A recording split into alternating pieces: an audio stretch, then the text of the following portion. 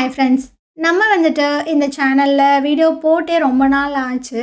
ஏன் அப்படின்னா, நம்ம அப்லோட் பண்ணிகிட்டு இருந்தோம் இல்லையா, ஹூ ரூல்ஸ் த வேர்ல்டு. அந்த ட்ராமா வந்துட்டு பயங்கரமான இஷ்யூலாம் மாட்டிக்கிச்சு. ஸோ நானும் வந்துட்டு எடிட் பண்ணுறேன், என்னென்னமோ பண்ணி 2 வீக்ஸாக நானும் ட்ரை பண்ணி அப்லோட் பண்ண பார்க்குறேன், முடியவே இல்லை. என்ன பண்ணாலுமே வந்துட்டு அதுக்கு காப்பிரைட் கொடுத்துட்டு தான் இருந்தாங்க.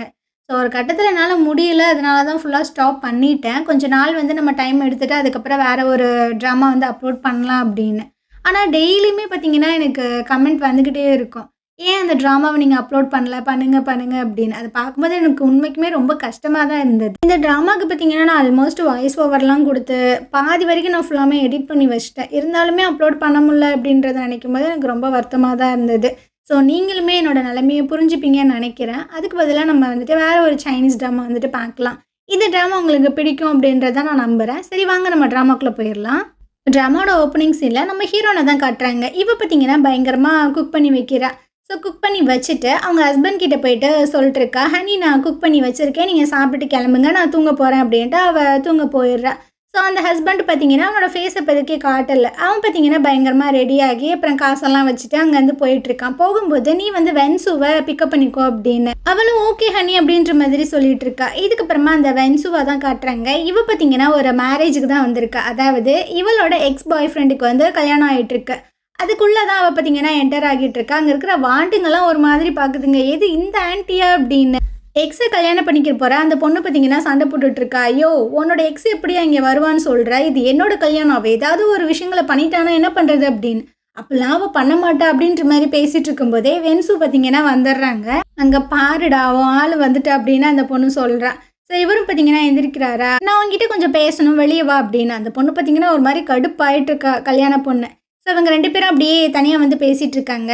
வாழ்த்துக்கள்ப்பா, இதுக்கப்புறம் உன் பொண்டாட்டியை நல்லபடியாக பார்த்துக்க. உங்கள் அம்மா வந்துட்டு ரொம்ப மோசமான ஒரு ஆள், இதுக்கப்புறம் நீ உன் ஒய்ஃபை தான் ரொம்ப கேர்ஃபுல்லாக பார்த்துக்கணும் அப்படின்ட்டு. அந்த பொண்ணு பார்த்தீங்கன்னா எட்டி பார்க்குறா, என்ன பேசுகிறாங்க அப்படின்னு. இவ பார்த்தீங்கன்னா அந்த பொண்ணுக்கிட்ட போயிட்டு ஹேர் ஸ்டைல்லாம் சரி பண்ணிகிட்டு இருக்கா. நீ பார்க்க ரொம்ப அழகாக இருக்க, வாழ்த்துக்கள், நான் கிளம்புறேன் அப்படின்ட்டு காசெல்லாம் எடுத்து அந்த பையன்ட்ட கொடுத்துட்டு அங்கேருந்து அப்படியே வந்துட்டு இருக்கா. பார்த்தீங்கன்னா வென்சுவை பிக்கப் பண்ணிக்கிறாங்க. ஸோ 2 பேரும் காரில் ஒன்றா தான் வந்துட்டுருக்காங்க. என்னால் முடியலடி அப்படின்னு. என்னடி உன்னோட எக்ஸோட கல்யாணத்தை போய் அட்டன் பண்ணிட்டு வந்திருக்க, அப்புறம் எப்படி இருக்கும் அப்படின்னு. அந்த கர்மத்தை பற்றி பேசாத அப்படின்னு. சரி வா, உனக்கு நான் ஃபுட்டெல்லாம் வாங்கி கொடுக்குறேன், ஏன்னா என் வீட்டுக்காரர் எனக்கு சேலரி கொடுத்துட்டாரு அப்படின்னு. காசா நோட்டா கையில் எடுத்து கொடுத்துருக்கான், நீங்களாம் ஆன்லைன் டிரான்சாக்ஷன்லாம் பண்ண மாட்டீங்களா அப்படின்னு. அதெல்லாம் நாங்கள் சேஃப்டிக்காக இந்த மாதிரி தானடி பண்ணுவோம் அப்படின்ட்டு. சரி அதெல்லாம் இருக்கட்டும், நீ வந்துட்டு இப்படியே ஹோம் மேக்கராக தான் இருக்க போறியா, வேறு ஏதாவது பண்ணலையா அப்படின்ட்டு. நான் ஹாப்பியாக தானடி இருக்கேன், நான் எதுக்கு வேலையெல்லாம் பார்த்துக்கிட்டு அப்படின்ற மாதிரி சொல்லிட்டு இருக்காங்க. அந்த டைம் பார்த்தீங்கன்னா ஒரு ஃபோன் கால் வருது. யாருடி இது அப்படின்னு. என் ஹஸ்பண்டோட கொலிக் தாண்டி, நீ அட்டன் பண்ண அப்படின்னு. ஸோ இவனும் பார்த்தீங்கன்னா அந்த ஃபோனை அட்டன் பண்ணுறா. அப்படி என்ன சொன்னாங்கன்னு தெரில, அவள் பயங்கர ஷாக் ஆயிடுறா. வண்டி திருப்பிடின்னு, ஏன்டி என்ன ஆச்சு அப்படின்னு. அப்படியே ஒரு மலை சைடு தான் காட்டுறாங்க. பயங்கரமான ஒரு ஆக்சிடென்ட் பார்த்தீங்கன்னா குப்புற கிடக்கு, உள்ளேருந்து பயங்கரமாக பிளட்டெல்லாம் வந்துட்டு இருக்கு. அந்த இடத்துக்கு தான் ஹீரோயின் பார்த்தீங்கன்னா வராங்க. ஸோ அவங்க ஹஸ்பண்டுக்கு தான் ஆக்சிடென்ட் ஆயிருந்திருக்கும் போல்.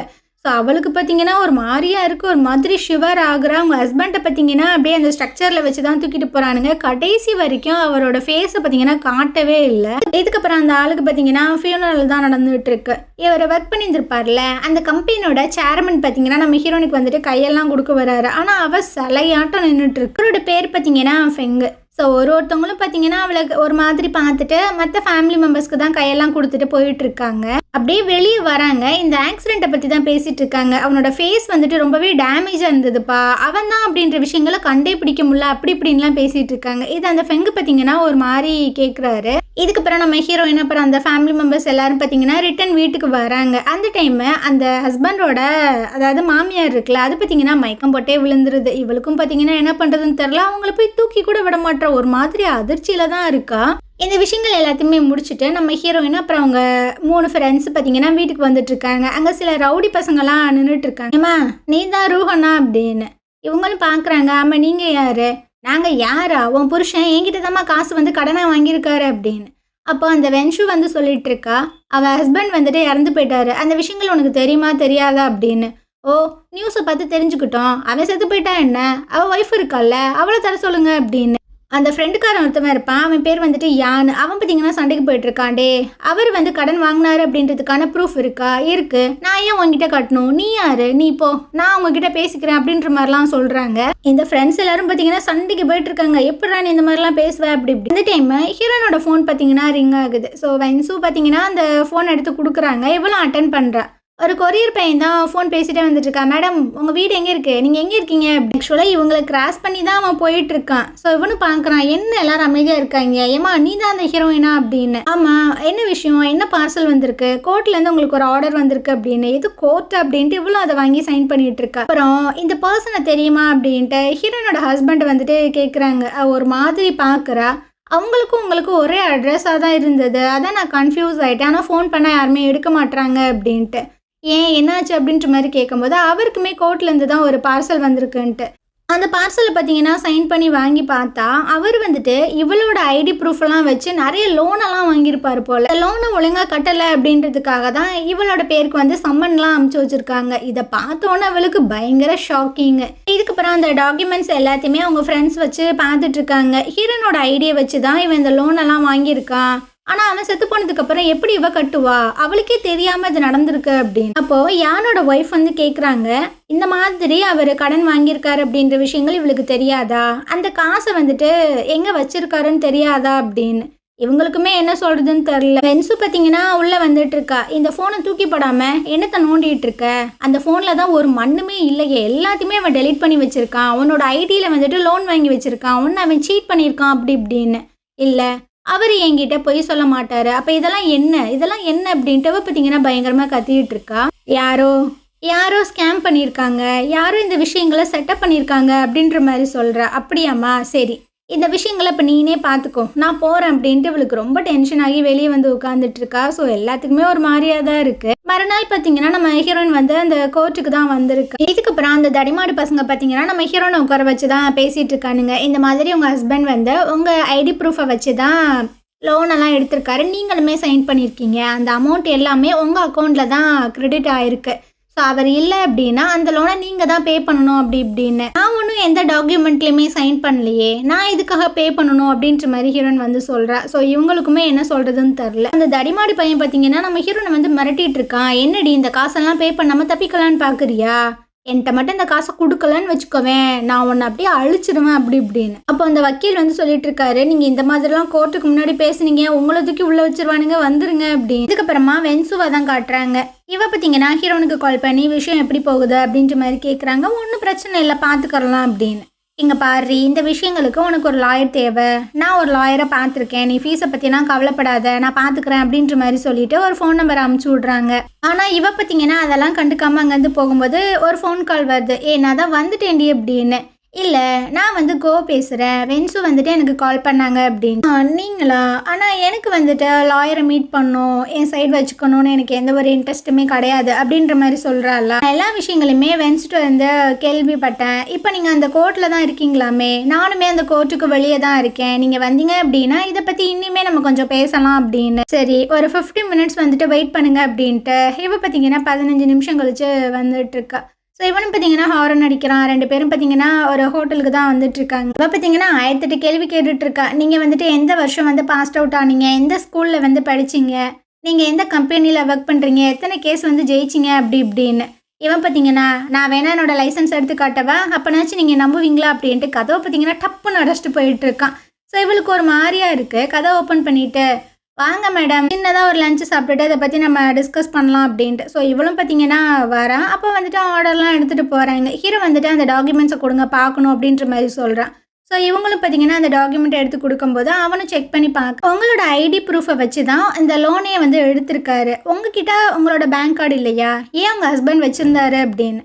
ஸோ இவளுக்கும் என்ன சொல்கிறதுன்னு தெரியாமல் பார்க்குறா.